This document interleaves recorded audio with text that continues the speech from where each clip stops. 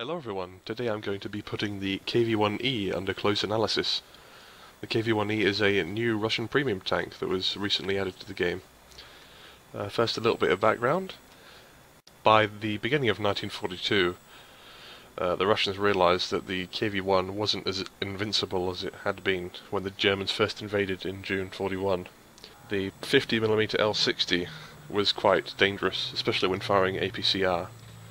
But the real threat was the new Pak-40 anti-tank gun, which was mounted on the Panzer IV F2 as the KWK-40 L43. That could knock out the KV-1 from quite a substantial distance. So the Russians decided to up-armour the KV-1. Ekranami translates roughly into with screens, or shielded. But the KV-1 has been up-armoured with 20mm thick plates. You can see most of them are bolted on with these gigantic bolts here, but on the front hull these bolts aren't present. All of these plates are 20mm thick, so this front plate here has been added, bringing the front superstructure up to 95. There's also a panel down here which the towing hooks are attached to. I can't verify if that's 20mm or not, but it's not present on the equivalent KV-1 model in the normal tech tree. The turret front itself, the cheeks haven't been changed, but you can see an extra piece of armour has been welded onto the front of the mantlet. There are 20mm bolts on the side of the turret, the rear is the same, and these 20mm pieces overlap, you can see on the edge of the turret here. On the side of the hull, there are these bolted on pieces here, reminds me of Meccano actually, the little construction kits for children made of metal. They have these little bolts in them, but these huge bolts here, that means these areas are 95. And below the sponson, behind the running gear, you can see there are panels here, bolted on. You can see quite clearly there that sort of crucifix shape. There's a small one there and another one there. Rear armour is unchanged. So this brings the KV-1's armour up to 95mm in many places. So that means it's going to be tough even for the L43 to penetrate, especially when angled. The gun is the same as the first KV-1. It's got a different name, but the penetration is the same. The shells used are also the same. In fact, I believe the gun is completely identical. Let me see here. Oh no, there is one difference.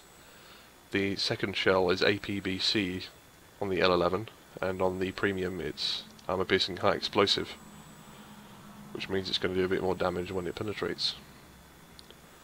Penetration is slightly improved, so there's a slight difference in ammunition, but otherwise it's the same chassis. Of course, you have to pay for this extra armor. There's an increase in battle rating, 3.7 in both arcade and realistic, compared to the first KV-1, which is 2.7 in realistic and 3.3 in arcade.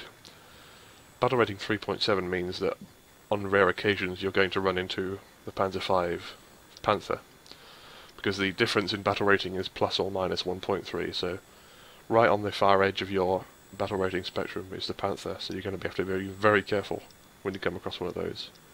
You're not going to come across them very often. It may only be once every 10 games, perhaps less than that, but every now and again it may happen. But much more commonly, you're going to run into the Panzer IV-H. This isn't much more threatening than previous versions, apart from the fact it's got the L48, which offers, I think, 4mm of extra penetration. Yeah, roughly 4mm. And the G onwards have 80mm of frontal armour, which means your gun's going to struggle unless you're firing at point-blank range. You're also going to run into the Panzer IV fairly often, which is just as dangerous, if not more dangerous, than the Panzer IV. And the Stug 3 Ausf F, you're going to see that almost every game. But the L43, if we have a look at that with standard Panzergranate, that's 110mm at 100 meters. So that is more than the armour on the KV-1E. But the KV-1E does not have any flat armour anywhere. It's all sloped. As you can see, even the front plate and the lower plate, they're not flat. So you're going to need to angle if you want to guarantee safety.